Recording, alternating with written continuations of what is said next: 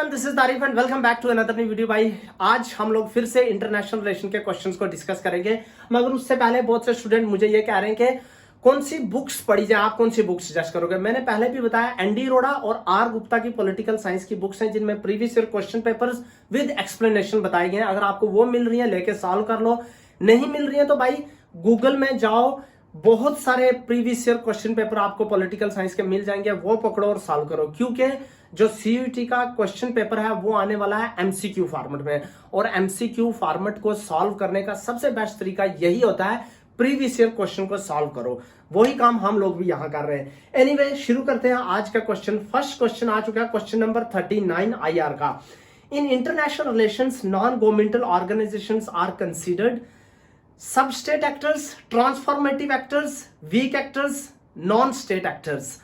इसका आंसर आता है नॉन स्टेट एक्टर्स, क्योंकि जो स्टूडेंट आईआर को पढ़ते हैं उनको पता है कि एनजीओ जो होती है उनको हम पॉलिटिकल साइंस में जब जनरली पढ़ते हैं तो एनजीओ के नाम से ही पढ़ते हैं, बट इंटरनेशनल रिलेशन को जब हम डिस्कस करते हैं तो उसमें उसके लिए जो वर्ड यूज किया जाता है वो नॉन स्टेट एक्टर्स का वर्ड ही यूज किया जाता है। तो ये क्वेश्चन बहुत ज्यादा सिंपल है, मुझे नहीं लगता इसके ऊपर ज्यादा बड़ी डिस्कशन की जरूरत है। हम लोग दूसरे क्वेश्चन पे चलते हैं, क्वेश्चन नंबर 42। जो लोग न्यू है उनको ये पता होना चाहिए, क्वेश्चन पेपर जो है ये डिस्क्रिप्शन में अटैच है, आप लोग यहां से डायरेक्ट देख सकते हैं क्वेश्चन पेपर को। What is the largest free trade area of the world? Mercosur, NAFTA, European Union, African Union. तो इसका आंसर क्या हो सकता है आप लोग गैस करो, मगर अभी के लिए बता देता हूं, इसका आंसर है 2 नाफ्टा। जो लोग बहुत पुराने मेरे साथ जुड़े हैं उनको पता होगा, हम लोग इसको डिस्कस करेंगे यही सोचकर कि इसमें से पोटेंशियल क्वेश्चन और आप लोगों को कौन से आएंगे, क्योंकि नाफ्टा हम लोगों ने प्रीवियस पेपर में भी पढ़ा है।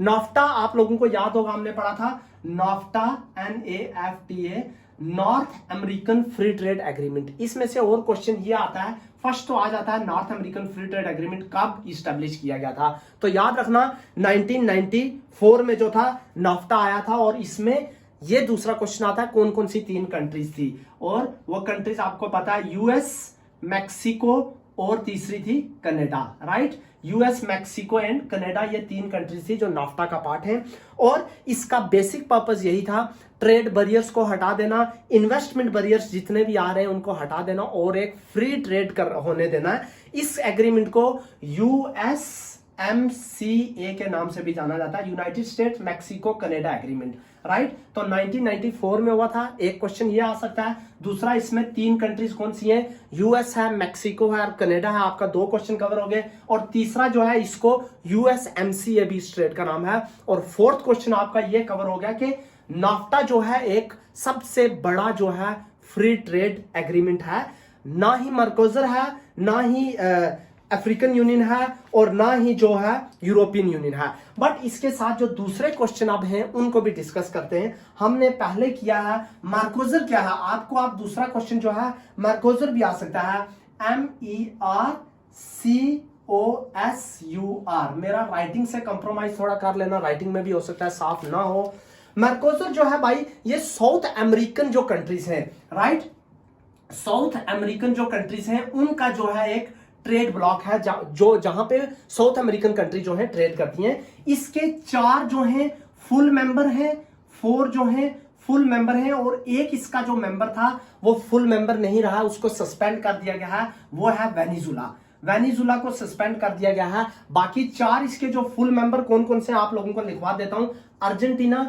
अर्जेंटीना, ब्राजील हो गया, अर्जेंटीना, ब्राजील, पैरोगे एंड यूरोगे, ये इसके जो हैं ये फुल मेंबर हैं 4, अर्जेंटीना, ब्राजील, पैरोगे, यूरोगे, और वेनेजुला जो है इसको सस्पेंड कर दिया गया है। 2016 में जो है वेनेजुला को सस्पेंड किया है। तो मर्कोजर जो है वो साउथ अमेरिकन कंट्रीज का एक ट्रेड ब्लॉक है, राइट। तो 4 फुल मेंबर हैं, ये फुल मेंबर, और एक को सस्पेंड कर दिया गया, इसलिए इस क्वेश्चन को भी याद रखना। इसी के साथ साथ अब जो तीसरा क्वेश्चन दिया गया है, तीसरा ऑप्शन दिया है यूरोपियन यूनियन। जो स्टूडेंट बहुत पहले से जुड़े हैं उनको पता होगा, हमने डिस्कस किया था EU। अगर जो स्टूडेंट नए हैं पुरानी वीडियो जाके देख लें। यूरोपियन यूनियन हमने डिस्कस किया था, ये मैस्ट्रिच ट्रीटी के अकॉर्डिंग 1993 में यूरोपियन यूनियन जो है मैस्ट्रिच ट्रीटी, MASTRICHT, मैस्ट्रिच ट्रीटी हुआ था, उसके अकॉर्डिंग यूरोपियन यूनियन को एस्टेब्लिश किया गया था। और यूरोपियन यूनियन में अब भी जो है भाई याद रखना 27 कंट्रीज हैं। ओरिजिनली इसमें 28 कंट्रीज थी यूरोपियन यूनियन में। अब 27 कंट्रीज क्यों हैं? क्योंकि आपको पता है 2020 में जो है क्या हुआ था, ब्रेग्जिट हुआ था। ब्रिटेन ने जो था, ब्रिटेन एग्जिट कर गया था, तो यूरोपियन यूनियन का पार्ट अब ब्रिटेन नहीं है। मगर इसमें भी याद रखना एक दूसरा क्वेश्चन आता है, शेंजन वीजा, शेंजन एग्रीमेंट जो है वो हुआ था 1985 में, जिसमें 22 कंट्री जो यूरोपियन यूनियन की 22 कंट्री ने पार्टिसिपेट किया था। और उन्होंने ये कहा था यूरोपियन यूनियन मतलब 22 कंट्री के अंदर लोग घूम सकते हैं, किसी तरह का भी वीजा का रिस्ट्रिक्शन नहीं आएगा, ट्रेड का रिस्ट्रिक्शन नहीं आएगा, गुड्स का रिस्ट्रिक्शन नहीं आएगा, लोग एक कंट्री से दूसरी कंट्री में आके नौकरी करके वापस जा सकते हैं, वीजा ट्रेड किसी चीज का भी कोई भी बैरियर नहीं आएगा। मगर उसके लिए याद रखना आउट ऑफ 22 कंट्रीज ने एग्री किया था, जिसमें एक कंट्री जैसे आती है आयरलैंड। आयरलैंड जो था वो उसमें टोटली ऑप्ट कर गया था, ऑप्ट आउट कर दिया, उसने कहा कि मैं तो इसका पार्ट बनना ही नहीं चाहता। बाकी कुछ कंट्री थी जैसे बल्गेरिया था, साइप्रस, क्रोएशिया और रोमानिया, इन्होंने कहा था हम हो सकता है आने वाले टाइम में यूरोपियन यूनियन को ज्वाइन करें, मगर अभी तक जो है इन्होंने ज्वाइन नहीं किया है। इसके साथ एक 4 ऑप्शन आ रहा है, अफ्रीकन यूनियन। जो स्टूडेंट पुरानी वीडियो देखे उनको पता है अफ्रीकन यूनियन क्या है, मैंने आप लोगों को पहले भी बताया था। अफ्रीकन यूनियन जो है वो 2001 में इस्टेब्लिश हुई थी भाई। उसका पर्पस यही था कि कॉलोनियलिज्म को एंड करना है, ठीक है। जो भी कंट्री जो है अब सप्रेस कर रही है, कॉलोनाइज कर रही है, ये एक डीकोलोनाइजेशन का मूवमेंट था अफ्रीकन यूनियन। ये अफ्रीकन यूनियन 2001 में आई थी। इसने जो था इससे पहले एक ऑर्गेनाइजेशन थी OAU, राइट, उसका है ऑर्गेनाइजेशन ऑफ अफ्रीकन यूनियन, उसको जो बहुत पुरानी थी उसको रिप्लेस करके जो है अफ्रीकन यूनियन आई थी 2001 में, राइट। तो इसका जो था पर्पस यही था डीकोलोनाइज करना और इंटरनल कोऑपरेशन बनाना। इसमें जो है 55 अफ्रीकन कंट्रीज हैं जो इसका पार्ट हैं। तो इसलिए इस क्वेश्चन में 4-5 चीजें हमने कवर कर ली हैं, या आप लोगों को याद होना चाहिए। अब बढ़ते हैं क्वेश्चन नंबर 43। देखो ये क्वेश्चन भी हम लोग पहले सॉल्व कर चुके हैं, बस थोड़ा सा चेंज करके आया इस बार, तो इसलिए याद रखना क्वेश्चन सेम आते हैं बार बार, बस थोड़ा सा शफल कर देते हैं उनको। अब आपको पता होना चाहिए नेक्स्ट क्वेश्चन है, under the Indus water treaty India has been given the exclusive right over the rivers of Chenab, Ravi, Beas, Indus, Sutlej, Jhelum. अगर जिन लोगों ने पुरानी वीडियो देखा उनको पता है ये क्वेश्चन पहले भी आया हुआ है एक पेपर में, वो JNU के पेपर में आया था, अभी ये DU के पेपर में भी आया, तो हो सकता है फिर से आ जाए कोई क्वेश्चन, पता नहीं होता है। इसका आंसर जो है वो है भाई B, C and E, Ravi, Beas and Sutlej, right.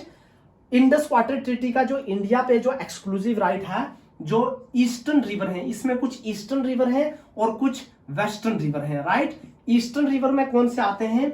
Beas आता है, बियास, रावी और सतलुज, ये 3 रिवर हैं जो ईस्टर्न रिवर में आते हैं। और वेस्टर्न में 3 रिवर आते हैं, इंडस, चेनाब और झेलम, राइट, ये 3 रिवर आते हैं। अब इंडिया का जो राइट है वो इन तीनों रिवर पे है, ब्यास, रावी और सतलुज पे। इंडस, चेनाब और झेलम पे जो है वो पाकिस्तान का राइट है भाई, याद रखना। इसका ये मतलब नहीं है इसका इंडिया पे कुछ लेना देना नहीं, क्योंकि रिवर सारे इंडिया से चल के जाते हैं, इंडिया इन रिवर्स को यूज करती है, बट इरिगेशन के लिए इंडिया इतना यूज नहीं कर सकती। अगर करेगी भी तो लिमिटेड इरिगेशन के लिए इंडिया इसको यूज करेगी, मगर उसके अलावा इंडिया हाइड्रो इलेक्ट्रिसिटी के लिए इसको यूज कर सकती है, हाइड्रो इलेक्ट्रिसिटी के लिए भी यूज कर सकती है, फिशिंग कल्चर के लिए भी यूज कर सकती है, राइट। बट इरिगेशन के लिए इंडिया इसको इतना यूज नहीं करेगी, इरिगेशन के लिए इसको जो है पाकिस्तान यूज करेगा। तो ये इंडस वाटर ट्रीटी जो एग्रीमेंट हुआ था इंडिया और पाकिस्तान के बीच में, और याद रखना इससे दूसरा क्वेश्चन ये भी आता है कब हुआ था, 1960 में ये एग्रीमेंट हुआ था। उस टाइम 2 लोग थे, नेहरू जी के बीच में और अयूब खान जो थे पाकिस्तान के, उनके बीच में ये एग्रीमेंट हुआ था कि हम लोग इंडस वाटर, और ये याद रखना वर्ल्ड का one of the successful water treaty है। बहुत सी इंडिया पाकिस्तान के बीच में प्रॉब्लम्स भी आई, बट ये इंडस वाटर ट्रीटी जो आज भी बनी हुई है बहुत पुराने टाइम से, इसलिए आप लोगों को ये याद रखना है कौन से जो है वेस्ट फ्लोइंग रिवर इंडिया के पाकिस्तान के पास और ईस्ट फ्लोइंग रिवर जो है उन पे इंडिया का राइट है, राइट। तो इसलिए इन चीजों को याद रखना। नेक्स्ट क्वेश्चन की तरफ अब हम लोग बढ़ते हैं। क्वेश्चन नंबर 55, बहुत इंपॉर्टेंट क्वेश्चन फिर से आ गया। Arrange the following in chronological order: Weimar Republic, Potsdam Conference, Marshall Plan, Bolshevik Revolution. सबसे पहले आप लोगों को इनका सीक्वेंस पता होना चाहिए, उसके बाद जो हम लोग डिस्कस करेंगे सिंगुलरली सबको कि क्या क्या है ये चीज, ठीक है। तो सबसे पहले इसका आंसर आता है भाई, इसका आंसर आ गया 2 DABC, राइट। इसका ये आंसर आ गया। तो इसका मतलब सबसे पहले आ गया बोल्शेविक रिवोल्यूशन जो हुआ था 1917 में, बोल्शेविक रेवोल्यूशन। और दूसरा आ गया विमर कॉन्स्टिट्यूशन, विमर रिपब्लिक, राइट, विमर रिपब्लिक। तीसरा इसके साथ आ गया पोट्सडैम आ गया तीसरा। और फोर्थ आता है मार्शल आ गया फोर्थ। अब इन चारों को आपको खाली यही नहीं आएगा इनका सीक्वेंस, क्योंकि हाँ, विमर हुआ था 1933 में, पोट्सडैम हुआ है 1945 में, और जो मार्शल है वो हुआ है 1948 में, राइट। इसका खाली इतना ही नहीं आएगा सीक्वेंस, तो आपने लगा दिया हम लोगों ने, ये सीक्वेंस है इसका, राइट। बट इसके साथ दूसरी चीजें क्या इंपॉर्टेंट आ सकती हैं, याद रखना भाई। बोल्शेविक रेवोल्यूशन क्या है, बहुत ज्यादा क्वेश्चन आता है और बहुत से लोग नहीं कर पाते हैं। बोल्शेविक रेवोल्यूशन जो है 1917 में हुआ था। बोल्शेविक रेवोल्यूशन को लोग अक्टूबर रेवोल्यूशन भी कहते हैं, या इसको रशियन रिवोल्यूशन भी कहते हैं। रशियन रिवोल्यूशन और अक्टूबर रेवोल्यूशन कहा जाता है। इसमें क्या हुआ था, 3 पॉलिटिकल पार्टीज थी, 3 पार्टीज ऐसी थी जो रशिया में थी। एक थी मेनशेविक, और एक थी बोल्शेविक, और तीसरी थी सोशलिस्ट रिवोल्यूशनरी पार्टी। इन तीनों पार्टीज ने किंग के अगेंस्ट जो था वो फाइट किया था, राइट। कौन कौन सी 3 पार्टीज थी? मेनशेविक, बोल्शेविक, याद रखना, मेनशेविक, बोल्शेविक और सोशलिस्ट रिवोल्यूशनरी पार्टीज थी। इन तीनों पार्टीज ने क्या किया, किंग के अगेंस्ट फाइट किया, मगर इनमें से ये 2 पार्टी सक्सेसफुल नहीं हुई। और बोल्शेविक जो पार्टी, जिसका लीडर जो था वो लेनिन था, लेनिन, याद रखना, लेनिन जो इसका लीडर था वो सक्सेसफुल हुआ, और बोल्शेविक पार्टी ने किंग को हटा के पावर में आ गई, right. For the first time Bolshevik party जो पावर में आई 1917 में, और उसके बाद जो है लेनिन को इसका क्या बनाया गया, जनरल सेक्रेटरी बनाया गया था, राइट। तो इसलिए इसको मत भूलना। दूसरा आ गया विमर कॉन्स्टिट्यूशन। विमर रिपब्लिक क्या था भाई, याद रखना, फर्स्ट टाइम जर्मनी में जो था, जर्मनी में इससे पहले डेमोक्रेसी नहीं था। फर्स्ट टाइम 1918 में जो था, 1918 से लेकर 1933 का टाइम है विमर रिपब्लिक का। उसमें क्या हुआ था, इस टाइम में जर्मनी में फर्स्ट टाइम डेमोक्रेसी आई थी, राइट। और उसको कहा जाता है कॉन्स्टिट्यूशनल फेडरल रिपब्लिक जर्मनी में, राइट। तो बहुत ही कम टाइम के लिए थी। उसके बाद आप लोगों को पता है 1933 के बाद नाजी पार्टी बन गई जो हिटलर की, और हिटलर ने क्या तबाही की, क्या हुआ, वो तो आप सब लोगों को पता है। तो फर्स्ट टाइम जब जर्मनी में डेमोक्रेसी आया, तो उस जो पीरियड है 1918 से 1933 का पीरियड, उसको कहा जाता है विमर रिपब्लिक, राइट। तो ये चीज भी आप लोग याद रखना। उसके बाद जो तीसरी आ गई पोट्सडैम क्या है भाई, ये 1945 में एक एग्रीमेंट हुआ था। इसको याद रखने के लिए आपको 3 चीजें और याद रखनी पड़ेंगी, वो भी इंपॉर्टेंट है। बट यहां पे मैं आपको बताऊं, यूके, यूएस और यूएसएसआर के बीच में जो है एक एग्रीमेंट हुआ था 1945, जब सेकंड वर्ल्ड वॉर का पीरियड का टाइम चल रहा था। तो उनके बीच में एक एग्रीमेंट हुआ था, जिसमें विंस्टन चर्चिल थे, और ट्रूमैन थे यूएस के प्रेसिडेंट, और स्टालिन था यूएसएसआर का जो जनरल सेक्रेटरी। इन्होंने एग्रीमेंट किया था, और ये चाहते थे कि फर्स्ट वर्ल्ड वॉर भी हो गया, सेकंड भी हो गया, अब थर्ड वर्ल्ड वॉर नहीं आना चाहिए, बहुत ज्यादा नुकसान हो जाएगा। बट इसको याद रखने के लिए, पोट्सडैम कॉन्फ्रेंस को याद रखने के लिए आपने 2 चीजों को और याद रखना है। याद रखना, एक हुआ था भाई तेहरान कॉन्फ्रेंस, दूसरा हुआ था याल्टा, और तीसरा इसको याद रखना पोट्सडैम। जो तेहरान हुआ था वो हुआ था 1943 में, 1943 में ये हुआ है, 1944 में हुआ याल्टा, और 1945 में हुआ है पोट्सडैम कॉन्फ्रेंस। ये 3 कॉन्फ्रेंसेस को पूछा जाता है शफल करके, तेहरान, याल्टा और पोट्सडैम। देखना किसी दूसरे पेपर में ये क्वेश्चन आएगा ऐसे। तो ये तीनों कॉन्फ्रेंस जो हुई थी, ये यूएस, यूके और यूएसएसआर के लीडर्स के बीच में हुई थी, जस्ट इसी चीज पे डिस्कशन करने के लिए कि थर्ड वर्ल्ड वॉर जो है वो अब नहीं होनी चाहिए, राइट। तो इन तीनों पॉइंट्स को आप लोग याद रख लेना। उसके बाद जो नेक्स्ट है वो है, yes very important, Marshall Plan. Marshall Plan को कंफ्यूज करके पूछा जाता है कॉमिकन, या जिसको कहते हैं Comecon plan, COMECON, Comecon plan.